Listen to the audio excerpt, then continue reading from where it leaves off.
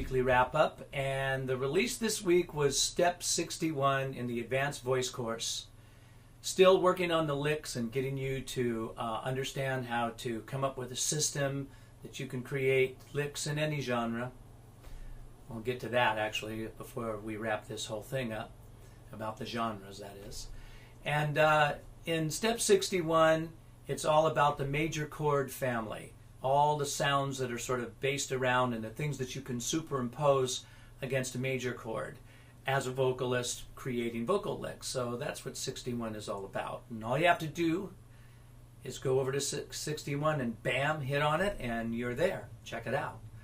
Hopefully you've looked at some of the other lessons, or else if you just go to Step 61 it might be interesting, but you need the prerequisite lessons to really show you what's going on in Step 61.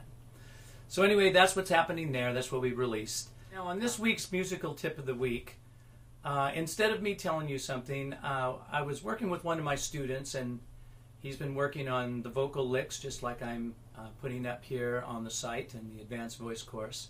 And he's a songwriter. He's been doing it for many, many years. And he's been having a ball coming in and having lessons with me, and it's been a new experience for him. And he was talking about the fact that when he first started working on these licks and riffs, that he found a real resistance to it. And so he explained it to me, and I thought, you know, that's kind of interesting, his process of working through that, thinking about it, and what finally happened. So I thought I would take my student Charlie here and just put him up. I videotaped him. He said this to me in the lesson. I said, hey Charlie, would you mind if I just pop up a camera and have you say it again? And so basically that's what I did here, and this is what Charlie had to say.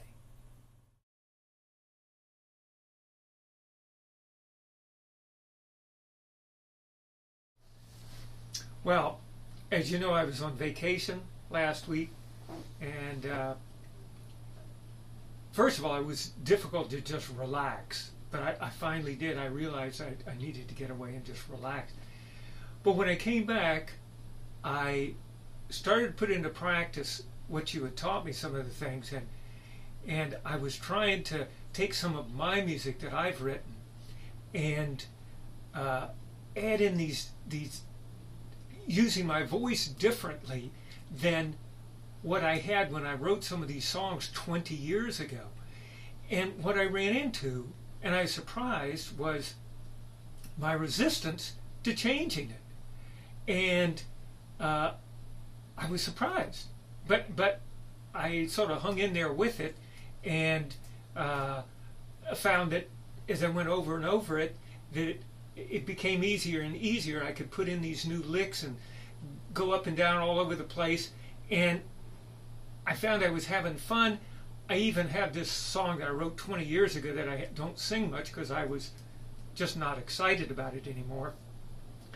It's totally different. I'm in my head voice. I'm all over the place because I just stuck with it, and now it sounds great to me. It sounds like a new song. So it was fabulous. I mean, I ran up against my resistance, and then I just sort of worked through it, and now I have a new song. Love it. Thank you. So I guess the musical tip of the week here, or the point of all of this, is sometimes when you're working on something new, you do find yourself resisting something. Work through it. You'll grow, and that's the whole concept. That's what we're here to do, no matter what it is we're working on. Music is a fantastic place to be working on something. It's a lifetime endeavor. Singing feels wonderful. I am always feeling blessed that I get to do this for a living because I love to sing, and I'm singing even when I don't have to sing. So it's always been that way for me, and I hope it's that way for you too, and keep growing. You know, in this world that we live in now, everything is so fast and we're all so busy that we sort of have to really prioritize what it is that we're going to do. If you make a musical commitment, you do need some time to do it. Honestly, I'm always asking my students to practice. It's a teacher's job to do that, to inspire and to ask, you know, to get you to do what it is that all of us know, and I say all of us musicians that I've grown up with, we all know that practicing comes with it. But the point really is, and I'm telling you absolutely honestly from my heart, I practice all the time, but not because I have to. I don't say, oh, okay, I've got to put this time here and I got to practice. To me, psychologically, that's the wrong thing. It doesn't work. It never did work for me. What I've really been into is what my passions are. And my passions, one of my great passions in life, obviously, is music. And I love to pick up the violin and play it, to pick up my guitar and play it. And I love to sing. I sing, like I said, even when I don't need to sing. I'm in the car, I'm singing, I'm moving around, I'm thinking about singing, or I'm thinking about music. It's just part of what I do. Now, I know that if you're watching this and you're saying, yeah, well, that, you have the time to do that because that's your job. And that's true. I've learned some things, I really have learned some things about how I could grow through teaching people how to sing. My mentor, Warren Nunes, once said, great jazz guitar player, he once said, the greatest teacher in the world is teaching, because as you teach, you start to learn more about the subject that you're teaching. And it's true. And there's probably some times in my life where I wouldn't have put in the practice time the way, or have gone over the basics nearly as much as I do, because I do it with students all the time. But I can tell you this, you're looking at a person with the experience who has practiced for a long time and has worked on the basics and has worked on all aspects, many aspects of different instruments and singing. And it's a fantastic endeavor, and you really do get better. You really can grow. Don't think that this is just for those few that are very, very talented, that somehow God has shined upon them but not upon you. It's not like that. Get into something, get your passion. Get your passion for what it is that you're doing. Enjoy what you're doing. The more you do that, the easier everything gets. Everything happens in time. There's no getting around the fact that when you're working on a musical instrument, be it your voice or any other instrument, musical instrument, that you have to make sure that you do something enough times that you incorporate it into your muscle memory. If you don't incorporate it into your muscle memory, then in the heat of battle, and what I mean by the heat of battle is when you're really on stage singing, then you may have a problem. I teach all of these things. I work everything out. I show everybody how to sing licks and lines. I say sing over these different scale patterns. Take these scale patterns, put them over these different chords, listen to what the chords sound like.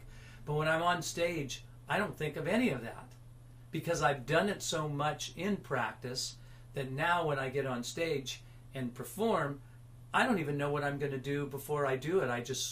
I'm working with other musicians and I feed off of what it is that they're doing.